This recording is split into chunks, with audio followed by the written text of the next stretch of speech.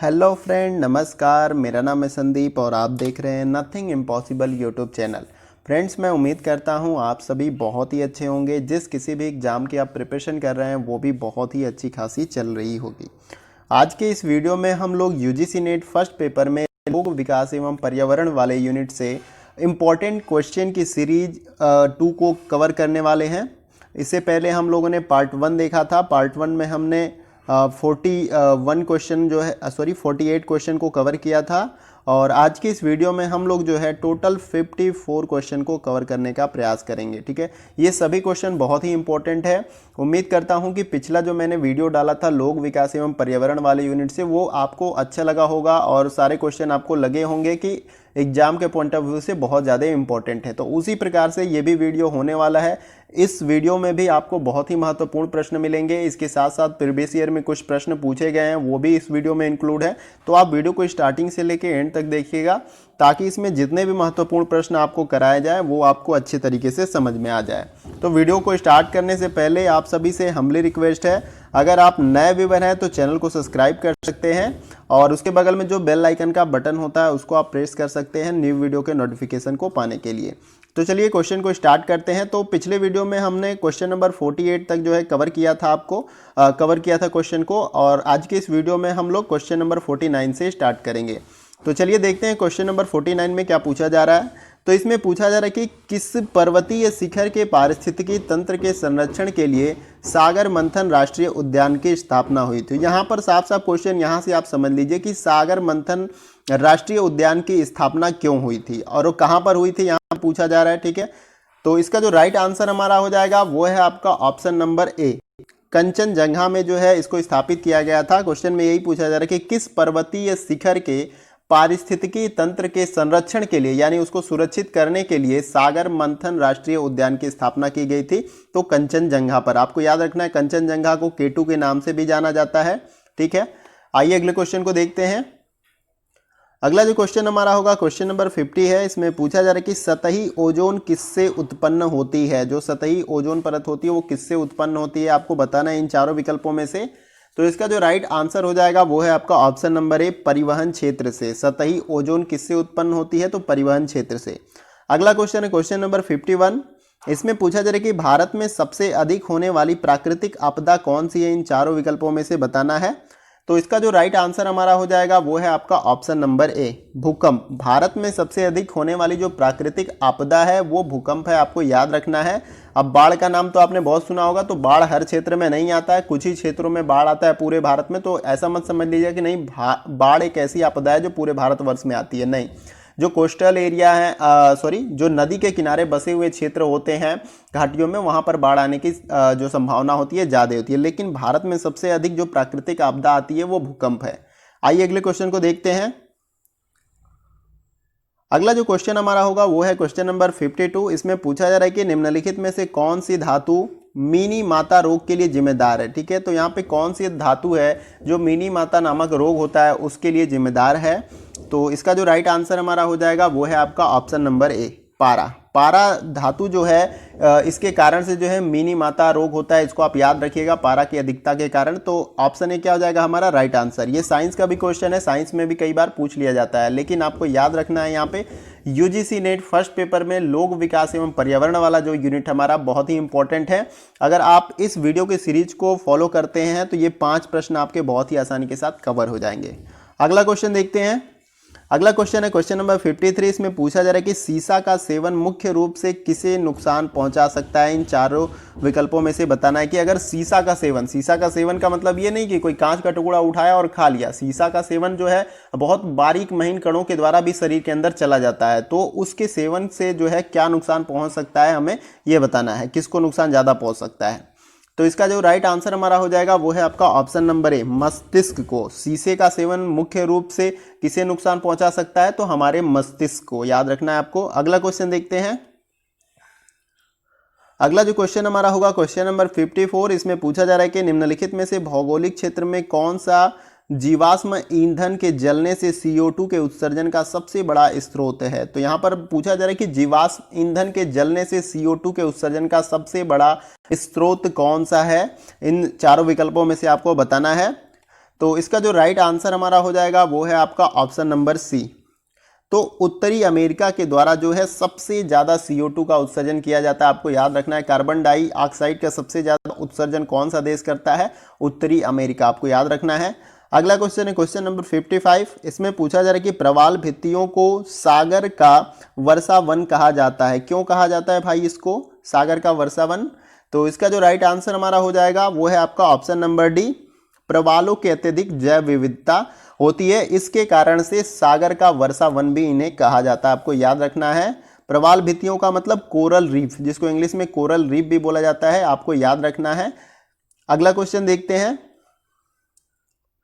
अगला जो क्वेश्चन हमारा होगा इसमें वो है आपका क्वेश्चन नंबर 56। इसमें पूछा जा रहा है कि निम्नलिखित में से ग्रीन हाउस गैस में से कौन सी गैस पूरी तरह से मानव जनित है। यहाँ पे बताना है कि ग्रीन हाउस गैसों में से कौन सी ऐसी गैस है जो मानव जनित है। तो इसका जो राइट आंसर हो जाएगा वो है आपका ऑप्शन नंबर सी। CFC जो गैस है वो मानव जनित गैस है, क्योंकि अपने आप से ये CFC गैस बनता नहीं है। CFC का मतलब क्लोरोफ्लोरोकार्बन, जो कि हमारे ओजोन लेयर को क्या करती है? डिफेक्ट करती है, उसको नुकसान पहुंचाती है। तो आपको याद रखना है कि CFC गैस जो है वो प्राकृतिक रूप से नहीं बनती है, ये मानव जनित गैस है। तो ऑप्शन सी क्या हो जाएगा हमारा राइट आंसर। अगला क्वेश्चन देखते हैं। अगला जो क्वेश्चन हमारा होगा वो है आपका क्वेश्चन नंबर 57। इसमें पूछा जा रहा है कि सुपोषण से संबंधित निम्नलिखित तथ्यों पर विचार करना है। तो यहाँ सुपोषण से संबंधित 2 स्टेटमेंट दिए गए और हमें बताना कि कौन सा स्टेटमेंट सही है या गलत है। तो पहला स्टेटमेंट पढ़ लेते हैं। इसमें दिया कि सुपोषण प्रक्रिया में जल में घुली ऑक्सीजन की मांग बढ़ जाती है। दूसरा दिया गया कि सुपोषण प्रक्रिया में जल में घुली हुई ऑक्सीजन की मात्रा बढ़ जाती है। तो इन दोनों में से कौन सा स्टेटमेंट सही है हमें यह बताना है। तो इसका जो राइट आंसर हो जाएगा वो है आपका ऑप्शन नंबर ए, यानी कि पहला जो है आपका राइट हो जाएगा। केवल एक ही स्टेटमेंट आपका सही है कि जो सुपोषण प्रक्रिया में जल में घुली ऑक्सीजन जो होती है उसकी मांग क्या है? बढ़ जाती है। ये स्टेटमेंट हमारा बस सही हो जाएगा, इसलिए ऑप्शन ए क्या है? Right answer. अगला क्वेश्चन देखते हैं। अगला जो क्वेश्चन हमारा है वो है आपका क्वेश्चन नंबर 58। इसमें पूछा जा रहा है कि निम्नलिखित में से किसके द्वारा अधिकतम कालिख उत्सर्जित होता है। इन चारों विकल्पों में से बताना। और ये क्वेश्चन बहुत ही इंपॉर्टेंट है क्योंकि ये दिसंबर 2009 में पूछा जा चुका है। तो इसका जो राइट आंसर हो जाएगा वो है आपका ऑप्शन नंबर डी। ताप विद्युत संयंत्रों से जो है सबसे ज्यादा कालिख निकलती है या उत्सर्जित होती है, आपको याद रखना है। ताप विद्युत संयंत्र का मतलब जहां कोयला जला के पानी को बॉयल करके और उसकी स्टीम से टरबाइन मशीन चला के जो है बिजली पैदा करी जाती है। ठीक है, आपको याद रखना है कि ताप विद्युत संयंत्रों के द्वारा सबसे ज्यादा कालिख उत्सर्जित होती है। ये क्वेश्चन बहुत ही इंपॉर्टेंट है क्योंकि 2009 में पूछा जा चुका है। आइए अगले प्रश्न को देखते हैं। अगला क्वेश्चन हमारा है क्वेश्चन नंबर 59। इसमें पूछा जा रहा है कि निम्नलिखित में से किसके द्वारा ऑक्सीजन के स्तर में संतुलन बनाए रखा जा सकता है। इन चारों विकल्पों में से आपको बताना है। तो इसका जो राइट आंसर हो जाएगा वो है आपका ऑप्शन नंबर ए। प्रकाश संश्लेषण और कोशिकीय श्वसन में क्वेश्चन में यही पूछा जा रहा है कि इन चारों विकल्पों में से किसके द्वारा ऑक्सीजन के स्तर में संतुलन बनाए रखा जा सकता है। तो प्रकाश संश्लेषण और कोशिकीय श्वसन के द्वारा। अगला क्वेश्चन है क्वेश्चन नंबर 60। इसमें पूछा जा रहा है कि वायु प्रदूषण के कारण उत्पन्न समस्याएं मूल रूप से किसे प्रभावित करती हैं। इन चारों विकल्पों में से आपको बताना है। तो इसका जो राइट आंसर हो जाएगा वो है आपका ऑप्शन नंबर बी। संचार और श्वसन प्रणाली में। तो वायु प्रदूषण के कारण उत्पन्न समस्याएं मूल रूप से किसे प्रभावित करती हैं। तो संचार और जो हमारी श्वसन प्रणाली होती है उसमें जो है ये जो है पूरी तरह से समस्या उत्पन्न करती है वायु प्रदूषण, आपको याद रखना है। अगला क्वेश्चन देखते हैं। अगला जो क्वेश्चन हमारा है क्वेश्चन नंबर 61। इसमें पूछा जा रहा है कि निम्नलिखित में से कौन सा कथन पेरोक्सीटाइल नाइट्रेट के संदर्भ में सत्य है, हमें बताना है। पेरोक्सीटाइल्स, ठीक है, नाइट्रेट के संदर्भ में कौन सा कथन सत्य है, इसको बताना है हमें। तो इसका जो राइट आंसर हमारा हो जाएगा वो है आपका ऑप्शन नंबर डी। ये सभी, यह एक माध्यमिक प्रदूषक है। बी जो है यह तब उत्पन्न होती है जब हाइड्रोकार्बन रेडिकल्स नाइट्रोजन ऑक्साइड के साथ प्रतिक्रिया करते हैं, तब जो है आपका पेरोक्सीटाइल्स नाइट्रेट है उत्पन्न होता है, आपको याद रखना है। अगला क्वेश्चन देखते हैं। अगला जो हमारा प्रश्न होगा वो है आपका प्रश्न नंबर 62। इसमें पूछा जा रहा है कि निम्नलिखित में से कौन सा पानी की गुणवत्ता और पानी में जैविक पदार्थ की उपस्थिति का सूचक है। इन चारों विकल्पों में से आपको बताना है। तो इस प्रश्न का जो हमारा राइट आंसर हो जाएगा वो है आपका ऑप्शन नंबर ए BOD। अब बात यहाँ पे बनती है कि बीओडी का फुल फॉर्म क्या होता है। जैसा कि आपको ये पता चल गया कि पानी की गुणवत्ता और पानी में जैविक पदार्थ की उपस्थिति का सूचक जो है बीओडी होता है। तो अब बीओडी का फुल फॉर्म क्या होता है, तो बीओडी का जो फुल फॉर्म होता है बायोकेमिकल ऑक्सीजन डिमांड जो इसका फुल फॉर्म होता है। अगर पूछ लिया जाए प्रश्न ये कि बीओडी का फुल फॉर्म क्या होता है, तो आपको याद रखना क्या है, बायोकेमिकल ऑक्सीजन डिमांड। आइए अगले क्वेश्चन को देखते हैं। अगला जो क्वेश्चन हमारा होगा वो क्वेश्चन नंबर 63। ये क्वेश्चन जो है मैचिंग वाला क्वेश्चन है। यहाँ पर सूची 1 में दिया गया है रोग के बारे में और सूची 2 में दिया गया है कारण के बारे में। तो ये मैचिंग वाला क्वेश्चन है। तो एक तरफ रोग के बारे में दिया गया है, एक तरफ जो है कारण के बारे में दिया गया है कि कौन सा किस कारण से होता है। तो आइए इसको मैच कर लेते हैं। तो पहला जो आपका मैच करेगा यानी कि ऑस्टियोपोरोसिस जो मैच करेगा वो पहले के साथ मैच करेगा, ये जो है फ्लोरीन के कारण होता है। और बी जो आपका मैच करेगा वो दूसरे के साथ मैच करेगा यानी कि ल्यूकीमिया जो होता है स्ट्रोटियम 90 की वजह से होता है, इसको भी याद रखना है आपको। और सी जो है आपका फेफड़ों का कैंसर जो होता है वो बेंजोपाइरिन के कारण होता है। तो एक तरफ तो कारण दिया है और एक तरफ रोग के बारे में दिया गया है कि किस कारण से कौन सा रोग होता है। अब हमने तो मैच कर लिया इसको, अब देखेंगे कि कूट में हमारे मैचिंग के अकॉर्डिंग कौन सा ऑप्शन राइट है। यहाँ पर ऑप्शन सी हमारा क्या हो जाएगा, राइट हो जाएगा, जिस हिसाब से हमने इसको मैच किया है। तो इसी प्रकार से जो है आपको मैचिंग वाले प्रश्नों को सॉल्व करना है। पहले तो आपको मैच कर लेना है अपने आंसर को सही से, फिर देखना है कि कूट में क्या हमारे मैचिंग के अकॉर्डिंग कोई ऑप्शन सही है। अगर सही मिलता है तो वो आपका राइट आंसर होगा, अगर सही नहीं मिलता है तो कहीं पर आप अभी गलती कर रहे हैं। तो आप उसको फिर से एनालिसिस करिए, देखिए कि कहीं कोई और ऑप्शन आपका गलत ना हो। आइए अगले क्वेश्चन को देखते हैं। अगला जो क्वेश्चन हमारा होगा वो है क्वेश्चन नंबर 64। इसमें पूछा जा रहा है कि निम्नलिखित में से ध्वनि की तीव्रता को मापने के लिए किसका प्रयोग किया जाता है। इन चारों विकल्पों में से आपको बताना है। ये प्रश्न जो है जून 2008 में पूछा जा चुका है और ये क्वेश्चन ऐसा है कि वनडे एग्जामों में भी कई बार पूछा जा चुका है। तो आई होप कि आपको इसका आंसर पता होगा। ऑप्शन ए इसका राइट आंसर हो जाएगा डेसिबल। ध्वनि की तीव्रता जो है डेसिबल के अंतर्गत जो है मापी जाती है, आपको याद रखना है। अगला क्वेश्चन हमारा है क्वेश्चन नंबर 65। इसमें पूछा जा रहा है कि निम्नलिखित में से कौन सी आवृत्ति रेंज में मनुष्य के कान शोर के लिए सबसे ज्यादा संवेदनशील होते हैं। इन चारों विकल्पों में से बताना है। और ये क्वेश्चन बहुत ही इंपॉर्टेंट है क्योंकि जून 2008 में पूछा जा चुका है। ये दोनों क्वेश्चन बहुत इंपॉर्टेंट है, आपको याद रखना है क्योंकि ये क्वेश्चन क्या है, ऑलरेडी प्रीवियस ईयर के एग्जाम में पूछे जा चुके हैं।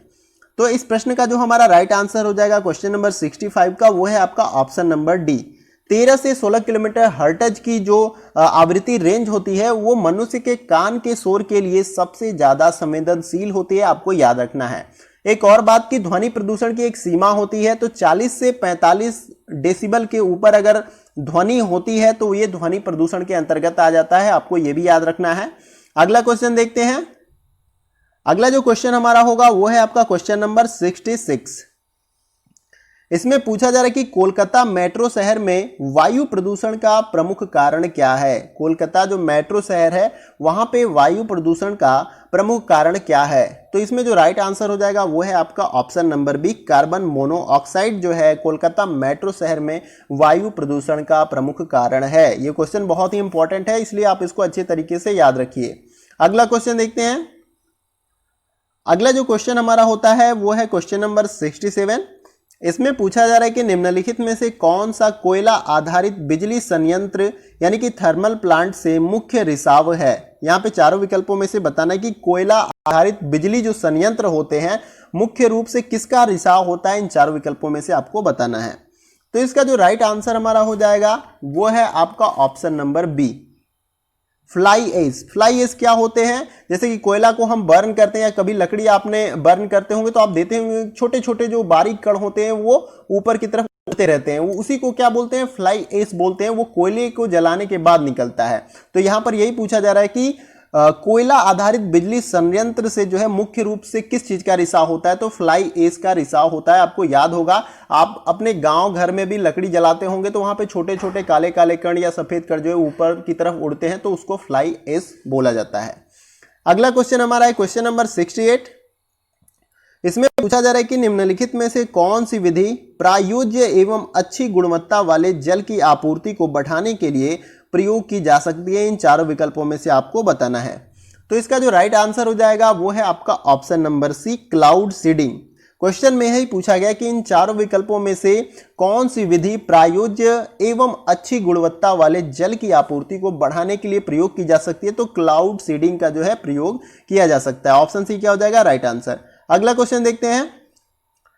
अगला जो क्वेश्चन हमारा होगा वो है आपका क्वेश्चन नंबर 69। इसमें पूछा जा रहा है कि निम्नलिखित में से मलेरिया का मुख्य कारण क्या होता है। मलेरिया रोग के बारे में आप सभी को पता है कि मलेरिया जो है मच्छर के काटने से होता है। कौन सा मच्छर? मादा एनोफिलीज जो मच्छर होता है उसी के काटने से जो है आपको मलेरिया होता है। तो यहाँ पर पूछा जा रहा है कि मलेरिया का मुख्य कारण क्या होता है।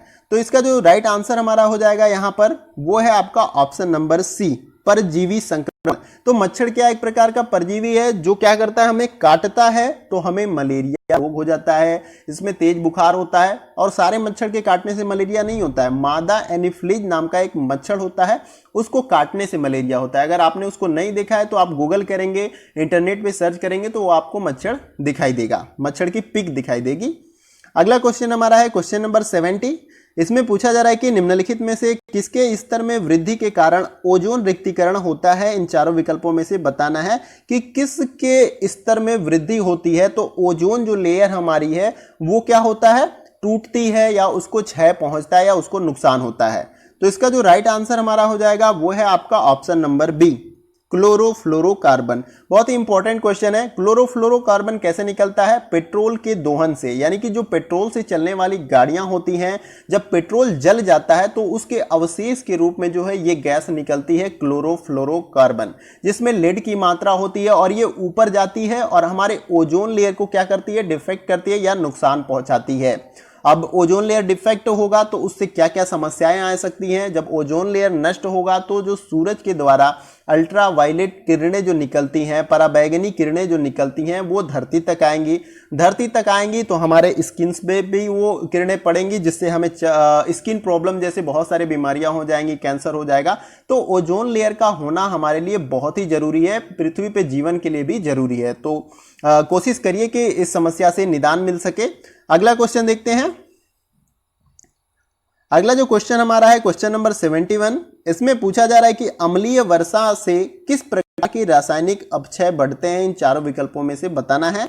तो इसका जो राइट आंसर हो जाएगा वो है आपका ऑप्शन नंबर बी, हाइड्रोलिसिस।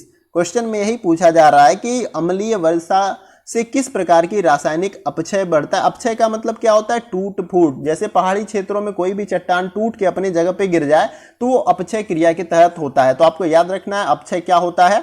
तो यहां पर जो है हाइड्रोलिसिस जो है आपका राइट आंसर हो जाएगा रासायनिक अपक्षय के लिए। अगला क्वेश्चन देखते हैं।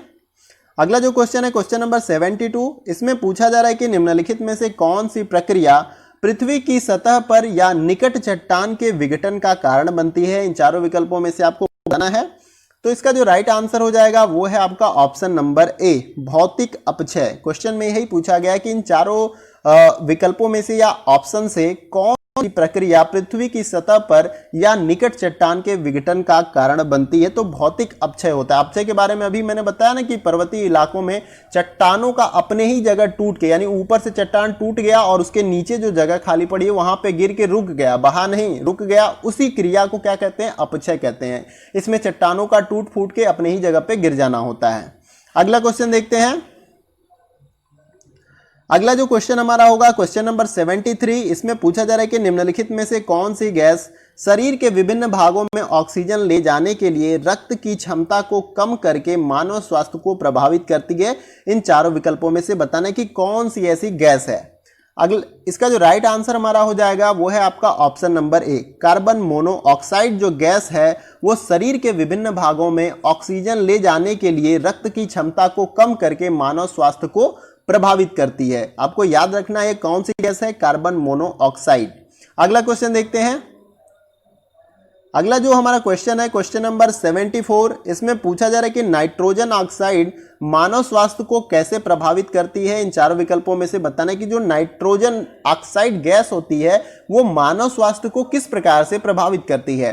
तो इसका जो राइट आंसर हो जाएगा वो है आपका ऑप्शन नंबर बी, अस्थमा की समस्या का भी भयावह हो जाना जो है किसके कारण होता है, नाइट्रोजन ऑक्साइड के कारण ही होता है। तो यहाँ पर यही क्वेश्चन में पूछा गया कि नाइट्रोजन ऑक्साइड मानव स्वास्थ्य को कैसे प्रभावित करती है। तो इंसान को अस्थमा की बीमारी हो जाती है, यानी सांस लेने में दिक्कत होती है। अस्थमा में क्या होता है, हमें सांस लेने में दिक्कत होती है। तो यहाँ पर यह बीमारी हो जाती है। तो आपको याद रखना है किस तरह से ये प्रभावित करती है, तो इंसान को अस्थमा रोग हो जाएगा। आइए अगले क्वेश्चन को देखते हैं। अगला जो क्वेश्चन है क्वेश्चन नंबर 75, इसमें पूछा जा रहा है कि ओजोन एक माध्यमिक वायु प्रदूषक के रूप में माना जाता है, क्यों? इन चारों विकल्पों में से बताना है। तो इसका जो राइट आंसर हो जाएगा वो है आपका ऑप्शन नंबर बी। वातावरण में रासायनिक प्रतिक्रियाओं द्वारा बनी होती है, इसलिए ओजोन एक माध्यमिक वायु प्रदूषक के रूप में माना जाता है। किस कारण से ओजोन लेयर बनता है? एक रासायनिक क्रिया से। ओजोन का फॉर्मूला आपको याद होगा, O3 होता है। ये कैसे बनता है? O2 प्लस O के मिलने से क्या बनता है, यहां पे आप देख लीजिए एक बार, O2 प्लस O के मिलने से आपका O3 बनता है। आपको याद रखना है O3 फॉर्मूला जो ओजोन लेयर का है, ओजोन का जो फॉर्मूला है ओजोन गैस का O3। आइए अगले क्वेश्चन को देखते हैं।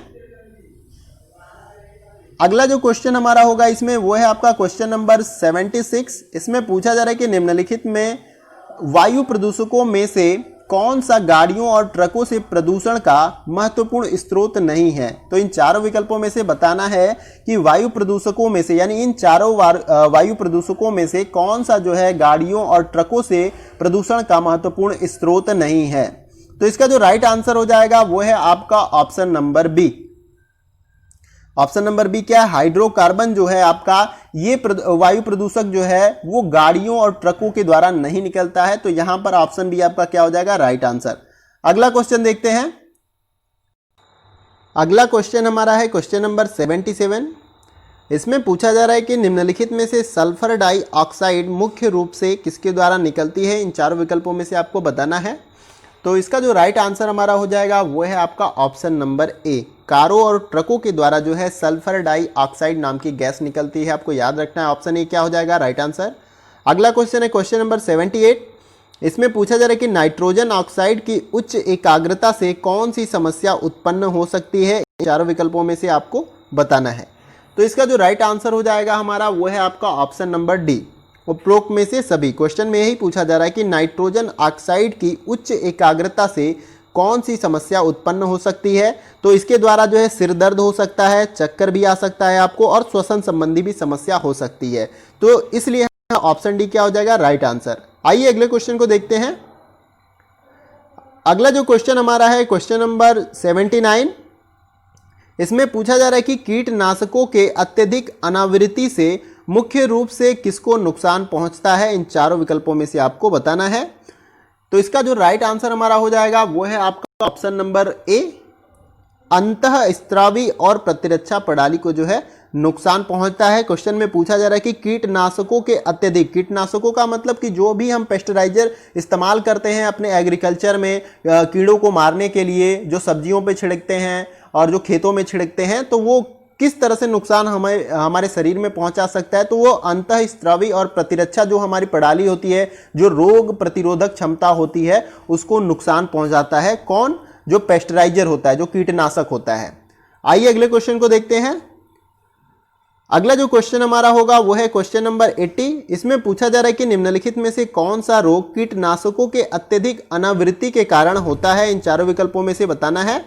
तो इसका जो राइट आंसर हमारा हो जाएगा वो है आपका ऑप्शन नंबर सी। कैंसर और मस्तिष्क संबंधी समस्या जो है आपका कीटनाशकों के अत्यधिक अनावृत्ति के कारण होता है। ऑप्शन सी क्या हमारा? Right answer. जितने भी मैं क्वेश्चन करा रहा हूं आपको लोक विकास एवं पर्यावरण वाले यूनिट से, वो सभी बहुत ही महत्वपूर्ण है फ्रेंड्स। तो आप पूरा वीडियो अच्छे से देखें, सभी क्वेश्चन को अच्छे से समझें, ताकि अगर इनमें से कोई क्वेश्चन आपसे पूछ लिया जाता है एग्जाम में तो आप बहुत ही आसानी के साथ उसको आंसर कर पाएं। अगला क्वेश्चन हमारा है क्वेश्चन नंबर 81। इसमें पूछा जा रहा है कि निम्नलिखित में से कौन सा रसायन ओजोन रिक्तीकरण के लिए उत्तरदायी है। तो इन चारों विकल्पों में से आपको बताना है। अभी मैंने इसी प्रकार का क्वेश्चन जो है आपको ऊपर कराया। आई होप कि आपको आंसर याद होगा। तो इसका जो राइट आंसर हमारा हो जाएगा वो है आपका option number D, CFC। CFC का फुल फॉर्म क्या मैंने बताया था? क्लोरोफ्लोरोकार्बन। ये एक ऐसी गैस है जो हमारे ओजोन लेयर को क्या करती है? प्रभावित करती है या उसको नुकसान पहुंचाती है। अब ये CFC कैसे निकलती है इसके बारे में मैंने बताया कि पेट्रोल से चलने वाली जो भी गाड़ियां होती हैं उनके रूप में यानी पेट्रोल के दोहन के रूप में जो अवशेष गैस बच जाती है वो CFC होती है, जो कि हमारे ओजोन लेयर को डिफेक्ट करती है। आइए अगला क्वेश्चन देखते हैं। अगला जो क्वेश्चन है क्वेश्चन नंबर 82, इसमें पूछा जा रहा है कि निम्नलिखित में से धुंध का ऐसा कौन सा घटक है जो आंखों में जलन का कारण बनता है। इन चारों विकल्पों में से आपको बताना है। तो इसका जो राइट आंसर हो जाएगा वो है आपका ऑप्शन नंबर बी, पेन। धुंध का एक ऐसा कौन सा घटक है, तो धुंध का एक पेन घटक ऐसा है जो आंखों में जलन का कारण बनता है। आपको याद रखना है, ऑप्शन बी क्या हमारा हो जाएगा राइट आंसर। अगला क्वेश्चन देखते हैं। अगला जो क्वेश्चन हमारा है क्वेश्चन नंबर 83, इसमें पूछा जा रहा है कि कीटनाशक प्रत्यक्ष रूप से तंत्रिका तंत्र को प्रभावित करता है। यहाँ पे बताना है किस कारण से। तो इसका जो राइट आंसर हमारा हो जाएगा वो है आपका ऑप्शन नंबर बी, एल्ड्रिन के कारण। क्वेश्चन में यही पूछा गया कीटनाशक प्रत्यक्ष रूप से तंत्रिका तंत्र को एल्ड्रिन से प्रभावित करता है। किसके? एल्ड्रिन के द्वारा। अगला क्वेश्चन देखते हैं। अगला क्वेश्चन है क्वेश्चन नंबर 84, इसमें पूछा जा रहा है कि निम्नलिखित में से कौन से प्रदूषक मुख्य रूप से डीजल ईंधन के जलने से निर्मुक्त होते हैं तथा प्रकाश रासायनिक धुंध के लिए उत्तरदायी होते हैं। इन चारों विकल्पों में से बताना है। तो डीजल ईंधन के रूप में वो जलते हैं और उनके द्वारा जो अवशेष निर्मुक्त होता है उसी के कारण प्रकाश रासायनिक धुंध जो है निकलती है। तो उसके बारे में बताना है कौन सी वो गैस है। तो इसका जो राइट आंसर हमारा हो जाएगा वो है आपका ऑप्शन नंबर बी, नाइट्रोजन के ऑक्साइड। ये जो है डीजल के जो भी वाहन है उनको चलाने से, यानी कि जब डीजल ईंधन का दोहन होता है तो उसके द्वारा जो है क्या निर्मुक्त होता है, नाइट्रोजन के ऑक्साइड। आपको याद रखना है। अगला क्वेश्चन हमारा है क्वेश्चन नंबर 85, इसमें पूछा जा रहा है कि निम्नलिखित में से कौन सा ईंधन वातावरण में लेड के विमोचन के लिए मुख्य रूप से जिम्मेदार है। अभी मैंने इसके बारे में भी ऊपर अभी बताया था। तो इसका जो राइट आंसर हमारा हो जाएगा वो है आपका बी, पेट्रोल। अभी मैंने बताया था कि ओजोन लेयर को नुकसान पहुंचाने के लिए कौन सी गैस जिम्मेदार है, CFC। CFC का फुल फॉर्म मैंने क्या बताया था, क्लोरोफ्लोरोकार्बन। तो अब वो किससे निकलता था, तो पेट्रोल के दोहन से वो गैस निकलती है CFC, जिसमें लेड की मात्रा होती है। तो बी ऑप्शन हमारा क्या है, राइट आंसर। अगला क्वेश्चन देखते हैं। अगला क्वेश्चन है क्वेश्चन नंबर 86, इसमें पूछा जा रहा है कि मीथेन के अलावा लगभग सभी हाइड्रोकार्बन किस समस्या को उत्पन्न करते हैं या स्थिति को और भी बिगाड़ देते हैं। तो इसका जो राइट आंसर हो जाएगा वो है आपका option number C, photochemical smog. क्या राइट आंसर हो जाएगा, ऑप्शन नंबर सी। अगला क्वेश्चन है क्वेश्चन नंबर 87, इसमें पूछा जा रहा है कि कार्बन डाइऑक्साइड और मीथेन दोनों एक समान है, क्यों, दोनों एक समान क्यों है, इसके बारे में बताना है। तो इसका जो राइट आंसर है वो है आपका option number C, global warming के लिए योगदान देती हैं ये गैसें, इसलिए इनको एक समान माना जाता है। जैसे कार्बन डाइऑक्साइड और मीथेन, ये दोनों भारी गैस हैं जो कि पृथ्वी के सतह के साथ रहती हैं, मतलब पृथ्वी के सतह के आसपास रहती हैं, और ये क्या करती हैं, ऊष्मा को ट्रैप करती हैं, यानी ऊष्मा को होल्ड करती हैं। सूरज के द्वारा जो ऊष्मा हमारे पृथ्वी पे आता है उस ऊष्मा को क्या करती हैं, होल्ड करती हैं, और रात के समय में हमारे वायुमंडल को गर्म रखती हैं। लेकिन ये ज़्यादा हो जाएंगी तो ग्लोब हमारा और भी गर्म हो जाएगा, और ये ग्लोबल वार्मिंग के जिम्मेदार गैसें हैं, आपको याद रखना है। अगला क्वेश्चन देखते हैं। अगला जो क्वेश्चन हमारा होगा क्वेश्चन नंबर 88, इसमें पूछा जा रहा है कि निम्नलिखित में से नाइट्रोजन ऑक्साइड, सल्फर ऑक्साइड और कार्बन ऑक्साइड के प्रदूषण का मुख्य स्रोत क्या है। इन चारों विकल्पों में से आपको बताना है। तो इसका जो राइट आंसर हमारा हो जाएगा वो है आपका ऑप्शन नंबर बी, उच्च तापमान पर जीवाश्म ईंधन का जलना। क्वेश्चन में यही पूछा जा रहा है कि नाइट्रोजन ऑक्साइड, सल्फर ऑक्साइड और कार्बन ऑक्साइड के प्रदूषण का मुख्य स्रोत क्या है। तो उच्च तापमान पर जीवाश्म ईंधन का जलना, उसी के फलस्वरूप ये गैसें क्या होती हैं, निकलती हैं। अगला क्वेश्चन देखते हैं। अगला जो क्वेश्चन हमारा है वो है क्वेश्चन नंबर 89, इसमें पूछा जा रहा है कि गर्मी में मौसम में फोटोकेमिकल स्मॉग के कारण प्रदूषण की स्थिति और भी अधिक भयावह हो जाने का मुख्य कारण कौन सा है। इन चारों विकल्पों में से आपको बताना है। तो इसका जो राइट आंसर हमारा है वो है आपका ऑप्शन नंबर ए, प्रकाश रासायनिक प्रतिक्रियाओं के लिए अधिक सौर ऊर्जा की आवश्यकता होती है। इसी कारण से गर्मी के मौसम में फोटोकेमिकल स्मॉग जो है और भी अधिक भयावह हो जाता है। तो इसका कारण क्या था, प्रकाश रासायनिक प्रतिक्रियाओं के लिए अधिक सौर ऊर्जा की आवश्यकता होती है, इसी कारण से जो है ये स्थिति और भी भयावह हो जाती है। तो ऑप्शन ए क्या हमारा हो जाएगा, राइट आंसर। अगला क्वेश्चन देखते हैं। अगला जो क्वेश्चन हमारा है क्वेश्चन नंबर 90, इसमें पूछा जा रहा है कि निम्नलिखित में से कौन सा उपाय वायु प्रदूषण को कम करने में सहायक हो सकता है। इन चारों विकल्पों में से बताना है। तो इसका जो राइट आंसर हो जाएगा वो है आपका ऑप्शन नंबर बी, कोयले से सल्फर का कम उत्सर्जन जो है हमारा राइट आंसर हो जाएगा ऑप्शन नंबर बी। क्वेश्चन में यही पूछा गया कि इन चारों विकल्पों में से कौन सा उपाय वायु प्रदूषण को कम करने में सहायक हो सकता है। तो कोयले से सल्फर का कम उत्सर्जन जो है वायु प्रदूषण में जो है, यानी कि वायु प्रदूषण जो बढ़ रहा है उसको कम करने में सहायक हो जाएगा। अगर हम कोयला कम यूज करेंगे तो उससे कार्बन डाइऑक्साइड गैस कम निकलेगी, जाहिर सी बात है। तो आपको याद रखना है ऑप्शन बी क्या हो जाएगा राइट आंसर। अगला क्वेश्चन देखते हैं। अगला जो क्वेश्चन है क्वेश्चन नंबर 91, इसमें पूछा जा रहा है कि निम्नलिखित में से वह कौन सा कारण है जिससे विकासशील देशों में वायु प्रदूषण एक बढ़ती हुई समस्या बनी हुई है। इन चारों विकल्पों में से बताना है। तो इसका जो राइट आंसर हो जाएगा वो है आपका ऑप्शन नंबर डी, उपरोक्त में से सभी। पहला बिजली के उत्पादन करने के लिए अधिक कोयले का जलाना, यह भी एक प्रमुख कारण है। बी जो है आपका बदलती जीवन शैली, और सी जो है आपका पर्यावरण अनुकूल प्रौद्योगिकी की अनुपलब्धता। तो ये तीनों एक ऐसे कारण हैं जो कि विकासशील देशों में वायु प्रदूषण की एक बढ़ती हुई समस्या है। तो ये तीन कारण हैं, आपको याद रखना है इन तीन कारणों के बारे में। अगला क्वेश्चन देखते हैं। अगला जो क्वेश्चन हमारा होगा क्वेश्चन नंबर 92, इसमें पूछा जा रहा है कि निम्नलिखित में से जल प्रदूषण का मुख्य कारक क्या है। इन चारों विकल्पों में से आपको बताना है। तो इसका जो राइट आंसर हो जाएगा वो है आपका ऑप्शन नंबर ए, सीवेज का पानी। जल प्रदूषण का मुख्य कारक क्या है या कारण क्या है। तो सीवेज का जो पानी होता है, जैसे पता है कि शहरों में जो भी गंदे नाले, जो भी हमारे द्वारा अपशिष्ट बहाया जाता है नालियों में, वो अपशिष्ट कहाँ जाता है आपको पता है। आपको नहीं पता है तो मैं बता दूं कि वो अपशिष्ट पानी जो होता है वो नदियों में जाता है, और हमारा जो मुख्य सोर्स है पानी का वो नदी है। ठीक है, साफ पानी का सोर्स क्या है, नदी है। हम बर्फ तोड़ के नहीं लाते हैं ग्लेशियरों से पीने के लिए, उस नदी के सोर्स से ही वाटर लेवल जो है आसपास के क्षेत्रों का मेंटेन रहता है, और वो प्रमुख स्रोत है पानी का हमारा।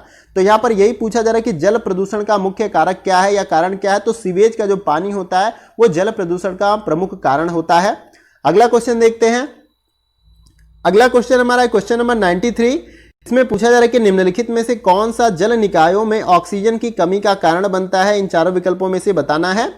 तो इसका जो राइट आंसर हो जाएगा वो है आपका ऑप्शन नंबर सी, सूक्ष्म जीवों में। क्वेश्चन में यही पूछा जा रहा है कि इन चारों विकल्पों में से कौन जल निकायों में ऑक्सीजन की कमी का कारण बनता है। तो जो सूक्ष्म जीव होते हैं वो जल निकायों में ऑक्सीजन की कमी के कारण बनते हैं। ऑप्शन सी क्या हो जाएगा राइट आंसर। अगला क्वेश्चन देखते हैं। अगला जो क्वेश्चन हमारा होगा वो है आपका क्वेश्चन नंबर 94। इसमें पूछा जा रहा है कि निम्नलिखित में से कौन सा एक जल जनित रोग है, यानी जल के द्वारा जो उत्पन्न रोग होता है उसके संदर्भ में पूछा जा रहा है यहां पर। तो इसका जो राइट आंसर हो जाएगा वो है आपका ऑप्शन नंबर डी, हैजा जो रोग है वो है एक जल जनित रोग है, आपको याद रखना चाहिए। अगला क्वेश्चन देखते हैं। अगला क्वेश्चन है क्वेश्चन नंबर 95। इसमें पूछा जा रहा है कि निम्नलिखित में से भारतीय तटीय इलाके में जल का मुख्य प्रदूषण कौन सा है। इन चारों विकल्पों में से बताना है। तो इसका जो राइट आंसर हमारा हो जाएगा वो है आपका ऑप्शन नंबर सी, औद्योगिक अपशिष्ट। क्वेश्चन में क्या पूछा गया, अभी तो हमने देखा था ऊपर इसी से जल प्रदूषण के बारे में ही देखा था एक क्वेश्चन, लेकिन यहाँ पे क्वेश्चन क्या पूछा गया कि भारतीय तटीय इलाकों में, यानी समुद्र के जो तटीय इलाके हैं भारत के, वहां पर जल का मुख्य प्रदूषक कौन सा है। तो औद्योगिक जो अपशिष्ट है वो जल का मुख्य प्रदूषक होते हैं, क्योंकि जो तटीय इलाके हैं वहां पे इंडस्ट्रियलाइजेशन हो चुका है, यानी कि उद्योग लग चुके हैं। तो उन उद्योगों के द्वारा जो अपशिष्ट निकलता है वो क्या होता है, तटवर्ती इलाकों में बहाए जाते हैं, जिसके कारण से भारतीय तटीय इलाकों में जो है जल का मुख्य प्रदूषक के रूप में वो कारण बनते हैं। तो औद्योगिक अपशिष्ट आपका क्या हो जाएगा, राइट आंसर हो जाएगा। अगला क्वेश्चन देखते हैं। अगला जो क्वेश्चन हमारा होगा क्वेश्चन नंबर 96। इसमें पूछा जा रहा है कि तमिलनाडु तटीय इलाके में पेयजल की समस्या का कारण है। क्यों कारण है भाई, इसके बारे में पूछा जा रहा है कि तमिलनाडु तटीय इलाकों में जो है पेयजल की समस्या है, तो ये किस कारण से है। तो इसका जो राइट आंसर हमारा हो जाएगा वो है आपका ऑप्शन नंबर डी, सागर के पानी का रिसाव। सागर के पानी का रिसाव जो है तमिलनाडु के तटीय इलाकों में पेयजल की समस्या है। सागर का जल हमारा खारा पानी है, उसको हम पी नहीं सकते हैं। ऐसे आपको पता होगा कि सागर के पानी में या समुद्रों की जो लवणता होती है बहुत ज्यादा होती है, इसलिए हम उसका पानी पी नहीं सकते। तो ये एक प्रमुख कारण है आपका। अगला क्वेश्चन है क्वेश्चन नंबर 97। इसमें पूछा जा रहा है कि निम्नलिखित में से किसके कारण से भारत में ईंधन स्रोत से प्रदूषकों के अधिकतम उत्सर्जन जो है होता है, यहाँ पे बताना है। तो इसका जो राइट आंसर है वो है आपका ऑप्शन नंबर बी, लकड़ी। क्वेश्चन में यही पूछा गया है कि इन चारों विकल्पों में से किसके कारण से भारत में ईंधन स्रोतों से प्रदूषकों के अधिकतम उत्सर्जन होता है, यानी लकड़ के जलाने से। जो लकड़ी होता है उसको बर्न करते हैं तो उससे भी CO2 गैस निकलती है, आपको याद रखना है। तो ऑप्शन बी क्या हो जाएगा, राइट आंसर। अगला क्वेश्चन देखते हैं। अगला जो क्वेश्चन हमारा होगा वो है आपका क्वेश्चन नंबर 98। इसमें पूछा जा रहा है कि निम्नलिखित में से कौन सा एक प्राथमिक वायु प्रदूषक नहीं है। यह प्रश्न जून 2006 में पूछा जा चुका है। प्राथमिक वायु प्रदूषक नहीं है, उसे हमें बताना है। तो इसका जो राइट आंसर हो जाएगा वो है आपका option number C, ozone. Ozone एक प्राथमिक वायु प्रदूषक नहीं है, आपको इसे याद रखना है। अगला क्वेश्चन देखते हैं। ओजोन जो होता है रासायनिक क्रिया के द्वारा ये गैस बनती है, आपको याद रखना है। अगला क्वेश्चन हमारा है क्वेश्चन नंबर 99। इसमें पूछा जा रहा है कि निम्नलिखित में से कौन सा कथन ध्वनि और ध्वनि प्रदूषण के संदर्भ में सही है इन चारों विकल्पों में से। तो इसका जो राइट आंसर हो जाएगा वो है आपका ऑप्शन नंबर बी, जेट विमान ध्वनि के उच्चतम डेसिबल स्रोतों में से एक है। यानी कि जो जेट विमान आपके आसमान में चलते हैं वो यूं ही नहीं चलते हैं, वो वायु प्रदूषण भी फैलाते हैं। और यहाँ पे उनके जो जेट इंजन होते हैं जिसके वजह से वो चलते हैं वो बहुत ज़्यादा शोर करते हैं। आपको दिखते हैं ना, अभी आप धरती पे रहते हैं या अपने घर पे रहते हैं तो ऊपर से यूं जहाज जाती है और उसकी आवाज़ गूं गूं इस तरह से आपको सुनाई देती है। तो वो कितना शोर करता होगा बताइए, कितने हजार किलोमीटर ऊपर, वो कई हजार फीट ऊपर उड़ रहा है लेकिन आवाज़ आपको कितना नीचे, वो भी जोरों से सुनाई दे रहा है। तो यहाँ पे जेट विमान ध्वनि के उच्चतम डेसिबल स्रोतों में से एक है। अगला क्वेश्चन देखते हैं। अगला जो क्वेश्चन हमारा होगा वो है क्वेश्चन नंबर 100। इसमें पूछा जा रहा है कि निम्नलिखित में से कौन सी ध्वनि प्रदूषण के माप की इकाई है, इन चारों विकल्पों में से बताना है। अभी मैंने इस प्रकार का क्वेश्चन आपको ऊपर कराया था। तो इसका जो राइट आंसर हो जाएगा वो है आपका ऑप्शन नंबर बी, डेसिबल। तो ध्वनि प्रदूषण जो है किसमें मापा जाता है, डेसिबल के अंतर्गत मापा जाता है। अगला क्वेश्चन है क्वेश्चन नंबर 101। इसमें पूछा जा रहा है कि निम्नलिखित में से शून्य डेसिबल क्या है। शून्य डेसिबल के बारे में पूछा जा रहा है। तो इसका जो राइट आंसर हो जाएगा वो है आपका ऑप्शन नंबर ए, श्रवण के लिए प्रारंभिक बिंदु। यानी कि जो श्रवण होता है, जो ध्वनि का होता है, वो पहली इकाई होती है। यानी जीरो से, कोई भी चीज जीरो से स्टार्ट होती है ना, 0 1 2 3। तो इसी तरह से ये प्रारंभिक बिंदु होता है ध्वनि को मापने के लिए। 0 से 1 2 3 इस तरह से वो बढ़ता जाता है। अगला क्वेश्चन देखते हैं हम लोग।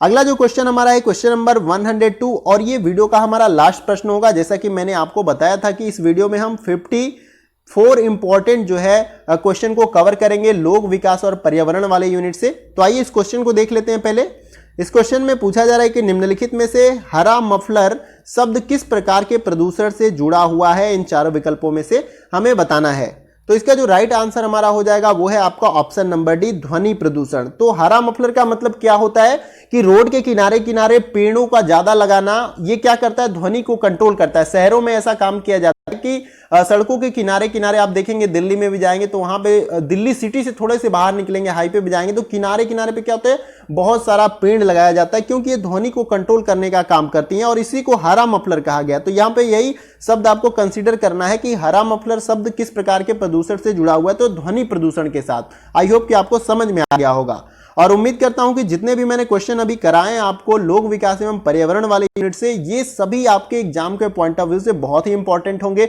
अगर किसी प्रश्नों को लेकर अगर आपको डाउट है, कोई क्वेश्चन आपको अच्छे तरीके से समझ में नहीं आया, तो निश्चित रूप से आप कमेंट बॉक्स में मुझे अपने क्वेश्चन को टाइप करें, जो डाउट हुआ है मैं उसको समझाने का पूरी तरह से प्रयास करूंगा अच्छे तरीके से, कि आपको क्वेश्चन या कोई भी डाउट हो वो अच्छे तरीके से आप समझ पाओ। इसके साथ ही साथ आप वीडियो के बारे में फीडबैक भी आप कमेंट बॉक्स में दे सकते हैं कि वीडियो कैसा लगा, कोई कमी है तो उसके बारे में भी बता सकते हैं, ताकि हम नेक्स्ट वीडियो में उसको और इंप्रूव करने का प्रयास कर सके। और कोशिश हमेशा हमारी यही रहती है कि आपकी जितनी ज़्यादा हो सके उतनी मदद हम करें और उसी कार्य में जो है हम आगे निरंतर कार्य करते रहते हैं। तो आप कमेंट में जो है आपको किसी और टॉपिक पे भी अगर वीडियो चाहिए तो उसके बारे में भी आप बता सकते हैं। और वीडियो कहीं से भी अच्छा लगे तो आप वीडियो को लाइक कर सकते हैं और आपके लाइक से हमें क्या होता है कि बहुत सारा मोटिवेशन मिलता है, रिवॉर्ड की तरह काम करता है। लाइक क्या करता है, रिवॉर्ड की तरह काम करता है। जैसा कि मैं हर वीडियो में आपको बोलता हूं कि लाइक क्या करता है, रिवॉर्ड की तरह काम करता है हमारे लिए। तो इसका कोई पैसा नहीं लगता, तो आप लाइक कर सकते हैं अगर अच्छा लगे तो, नहीं लगे तो डिसलाइक भी कर सकते हैं। वो तो आपकी अपनी सेल्फ बातें होती है कि आपको वीडियो कैसा लगा। तो आप अच्छा लगे तो लाइक कर सकते हैं, अगर नहीं लगे तो डिसलाइक भी कर सकते हैं, ताकि हमको ये भी पता चले कि किस कारण से डिसलाइक हुआ, ताकि हम अपने वीडियो में और इंप्रूवमेंट कर सकें। इसके साथ ही साथ आप वीडियो को शेयर कर सकते हैं मैक्सिमम दोस्तों के साथ, ताकि उनको भी इस वीडियो से हेल्प मिल सके। और नए व्यूअर हैं चैनल पे तो चैनल को सब्सक्राइब कर सकते हैं, और उसके बगल में जो बेल आइकन का घंटा होता है या बटन होता है उसको आप दबा सकते हैं न्यू वीडियो के नोटिफिकेशन को पाने के लिए। तो उम्मीद करता हूं कि वीडियो का सेशन आप सभी को पसंद आया होगा। और जैसा कि आप सभी को पता है कि एग्जाम का टाइम जो है बहुत कम बचा है एग्जाम के होने में। 16 तारीख से आपका एग्जाम है, जैसा कि आपको पता है 16 सितंबर से, तो बहुत कम टाइम है।